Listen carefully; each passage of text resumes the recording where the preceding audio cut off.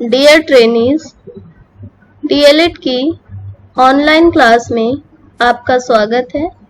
हमारा आज का विषय है ग्रामीण एवं नगरीय जीवन शैली। इस विषय के अंतर्गत हम निम्नलिखित बिंदुओं पर चर्चा करेंगे। हम जानेंगे गांव या ग्राम का अर्थ, ग्राम की परिभाषा, भारतीय ग्रामीण समुदाय की विशेषताएं, नगर एवं नगरीय जीवन शैली और नगरों की विशेषताएं। तो आइए शुरू करते हैं। ग्राम या गांव का अर्थ। वैसे तो आप सभी लोग गांव शब्द से परिचित होंगे और आप सबका घर किसी न किसी गांव में जरूर होगा। प्रायः गांव छोटी छोटी मानव बस्तियों को कहते हैं, जिनकी संख्या 100 से 1000 के बीच होती है। गांव को अलग अलग राज्यों में अलग अलग नामों से जाना जाता है। जैसे गुजरात में गांव को गाम कहते हैं, पंजाब में पिंड कहते हैं और मारवाड़ी भाषा में गांव को गोम कहते हैं। प्रायः गांव के लोग कृषि या कोई अन्य परंपरागत कार्य करते हैं। अब बात करते हैं गांव की परिभाषा पर। रेडफील्ड के अनुसार गांव का तात्पर्य किसी विशेष स्थानीय क्षेत्र से नहीं होता, बल्कि गांव एक जीवन विधि है। गांव एक वे ऑफ लाइफ है। भारतीय ग्रामीण समुदाय की विशेषताएं। भारत को गांवों का देश कहा जाता है। भारत में बहुत सारे छोटे छोटे गांव पाए जाते हैं। तो भारतीय ग्रामीण समुदाय की एक मुख्य विशेषता छोटा आकार है। यहाँ पर जो गांव पाए जाते हैं वो बहुत छोटे छोटे होते हैं। ग्रामीण समुदाय का निर्माण केवल कुछ परिवारों के समूह से होता है। प्रकृति पर निर्भरता। ग्रामीण समुदाय की पारिस्थितिकी में प्राकृतिक दशाओं का आज भी बहुत महत्व है। ग्रामीण समुदाय में बीज बोने से लेकर फसल को बाजार तक पहुंचाने के लिए ग्रामीण किसी न किसी रूप में प्रकृति पर ही निर्भर रहते हैं। भूमि की बनावट, मौसम, जंगल से प्राप्त होने वाले पदार्थ आज भी ग्रामीण जीवन को प्रभावित करते हैं। स्थायी आवास। आवास का स्वरूप अथवा रहन सहन का ढंग सामाजिक परिस्थितिकी का एक महत्वपूर्ण पहलू होता है। ग्रामीण समुदाय कृषि तथा अनेक दूसरे उद्योग धंधों पर निर्भर रहने के कारण एक विशेष भूभाग में स्थायी जीवन व्यतीत करने लगा है। इसके बाद भी इनकी आवासीय दशाएं छोटे छोटे पंक्तिनुमा मकानों या झोपड़ियों के रूप में होती हैं। एक दूसरे से कुछ दूरी पर अनेक परिवारों के मकानों के समूह देखने को मिलते हैं। इन्हें हम हैमलेट ग्राम भी कहते हैं। जैसा कि आप लोगों ने देखा होगा कि कोरोना के समय पर सभी लोग शहरों से गांव की तरफ आए।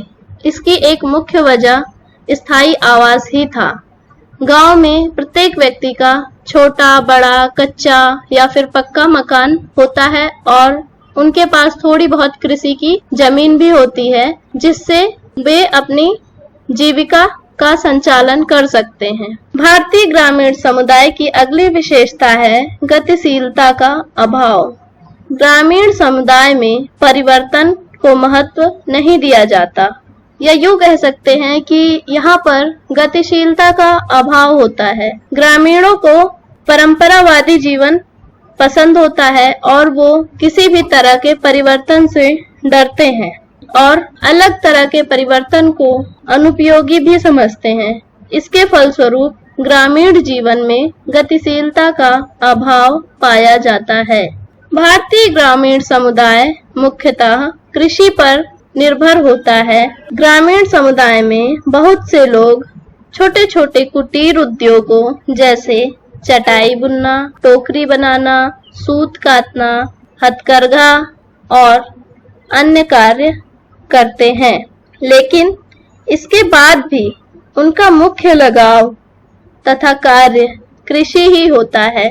भारत में आज देश की कुल जनसंख्या का 68% से भी अधिक भाग ग्रामों में निवास करता है तथा जनसंख्या का लगभग 67% भाग खेती के द्वारा आजीविका उपार्जित करता है। भारतीय ग्रामीण समुदाय की अन्य विशेषता है श्रम के विशेषीकरण का अभाव। भारतीय ग्रामीण समुदाय में श्रम के विशेषीकरण का अभाव पाया जाता है। एक सामान्य ग्रामीण को अपने जीवन से संबंधित सभी आवश्यकताओं को पूरा करने का सामान्य ज्ञान अवश्य होता है। आइए इसको एक उदाहरण से जानते हैं। एक व्यक्ति फसल बोना और काटना, हल चलाना, सिंचाई करना, कुआं खोदना, खाद बनाना, हल और बैलगाड़ी की मरम्मत करना तथा बाजार में फसल बेचना जैसे सभी कार्यों को स्वयं ही कर लेता है। स्त्रियों और पुरुषों के बीच भी कोई स्पष्ट श्रम विभाजन नहीं होता।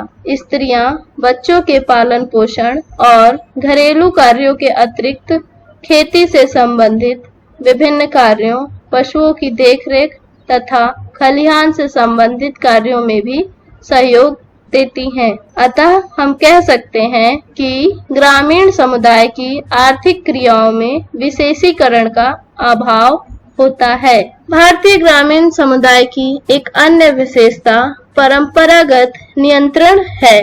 ग्रामीण समुदाय में सामाजिक नियंत्रण का स्वरूप आज भी प्राथमिक और परंपरागत है। साधारणतः परिवार का मुखिया, जाति पंचायत, धार्मिक विश्वास, प्रथाएं तथा परंपराएं व्यक्ति के व्यवहारों पर नियंत्रण रखने वाले प्रमुख अभिकरण हैं। आज ग्रामीण समुदायों में लोकतांत्रिक पंचायतों की भी स्थापना हो चुकी है, लेकिन सामाजिक नियंत्रण के क्षेत्र में इनका कोई योगदान नहीं है। ग्रामीण जीवन के बाद आइए अब हम जानते हैं नगर एवं नगरीय जीवन शैली के बारे में। W.F. विल्कॉक्स के अनुसार नगर का तात्पर्य उस क्षेत्र से है जहां प्रति वर्ग मील जनसंख्या का घनत्व 1000 व्यक्तियों से अधिक हो तथा व्यवहारिक रूप से वहां कृषि ना होती हो। इस प्रकार नगरीय पर्यावास का तात्पर्य एक विशेष प्रकार की जीवन विधि से होता है जिसमें विभिन्नता युक्त, परिवर्तनशील एवं हित प्रधान संबंध पाए जाते हैं। शहर वह समुदाय है जिसके अधिकांश निवासी कृषि के अतिरिक्त दूसरे व्यवसाय में लगे हुए होते हैं। शहरों में कृषि मुख्य व्यवसाय नहीं होता क्योंकि शहरों में कृषि योग्य भूमि का अभाव पाया जाता है।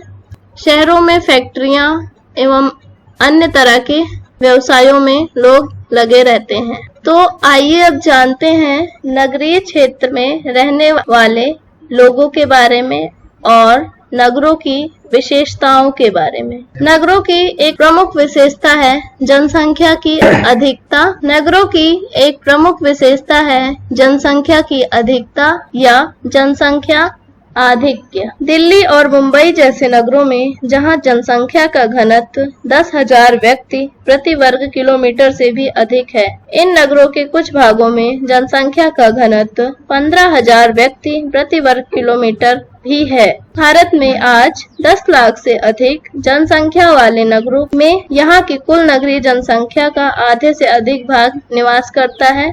इससे नगरों के विशाल आकार का अनुमान लगाया जा सकता है। नगरों की दूसरी प्रमुख विशेषता है जनसंख्या में विभिन्नता।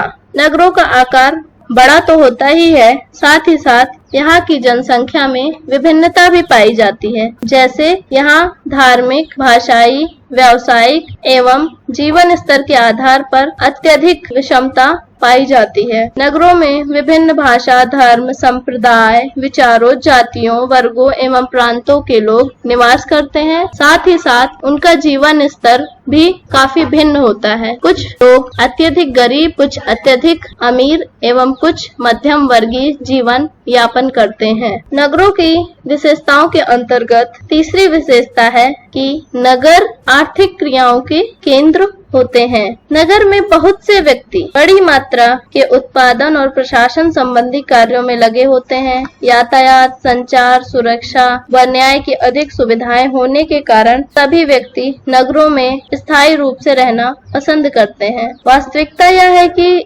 आर्थिक क्रियाओं का केंद्रीकरण होने के कारण ही नगरों की जनसंख्या में निरंतर वृद्धि हो रही है। साथ ही साथ नगरों में विभिन्न प्रकार के आर्थिक वर्ग पाए जाते हैं। जैसे कि मैंने ऊपर के बिंदु में चर्चा की थी कि यहाँ की जनसंख्या में विभिन्नता पाई जाती है, उसी प्रकार नगरों में विभिन्न आर्थिक वर्ग भी पाए जाते हैं तथा प्रत्येक वर्ग अपने सदस्यों के हितों के प्रति जागरूक होता है। नगरों में मध्यम वर्ग, उच्च वर्ग एवं निम्न वर्ग पाए जाते हैं। नगरों में स्थानीय पृथक्करण भी पाया जाता है। नगर में श्रम विभाजन और विशेषीकरण के कारण प्रत्येक कार्य का स्थान निर्धारित होता है।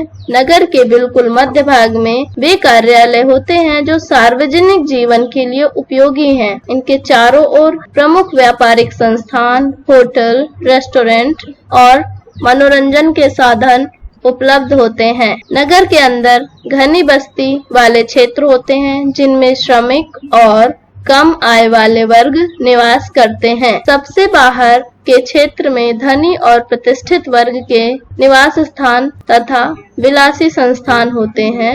इस प्रकार प्रत्येक नगर विशेषीकृत होता है। नगरों की एक अन्य विशेषता व्यक्तिवादिता एवं प्रतिस्पर्धा भी है। नगर में सभी प्रकार की क्रियाओं का आधार व्यक्तिगत लाभ और व्यक्तिगत धारणाएं होती हैं। जैसे आप लोगों ने देखा होगा कि गांव में सभी लोग एक दूसरे के साथ मिलजुल कर रहते हैं, किंतु नगरों में ऐसा नहीं होता है। नगर में बगल बगल फ्लैट में रहने वाले दो परिवार एक दूसरे को प्रायः नहीं जानते हैं या फिर जानना नहीं चाहते हैं, क्योंकि वो अत्यधिक व्यक्तिवादी होते हैं। इसके साथ ही नगरों की प्रतिस्पर्धा आर्थिक क्षेत्र तक सीमित न होकर सामाजिक, आर्थिक और पारिवारिक क्षेत्रों में भी फैली हुई होती है। व्यक्ति के सामने एक ही संबंध प्रधान होता है जिसे आर्थिक संबंध कहते हैं। समाज का सांस्कृतिक और राजनीतिक जीवन भी काफी प्रतिस्पर्धात्मक होता है।